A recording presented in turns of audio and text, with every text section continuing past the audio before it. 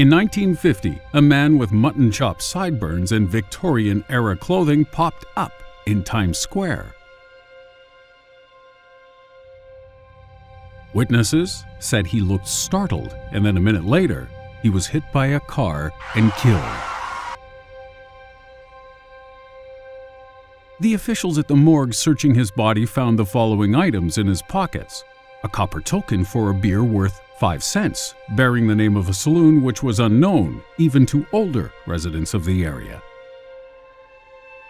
A bill for the care of a horse and the washing of a carriage drawn by a livery stable on Lexington Avenue that was not listed in any address book. About $70 in old banknotes, business cards with the name Rudolph Fenns and an address on Fifth Avenue. And finally, a letter sent from a Philadelphia address dated June 1876. None of these objects showed any signs of aging. Captain Hubert V. Rim of the NYPD's Missing Persons Department tried using this information to identify the man.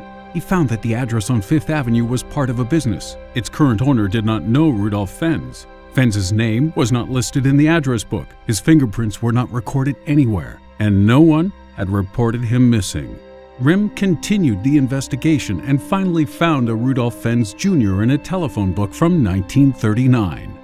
Rim spoke to the residents of the apartment building where Fenns Jr. had lived, and they described him as a man of about 60 years who had worked nearby. After his retirement, he moved to an unknown location in 1940.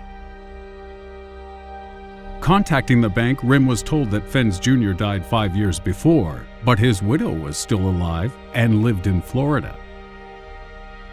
Rim contacted her and learned that her husband's father had disappeared in 1876, aged 29. He had left the house for an evening walk and never returned.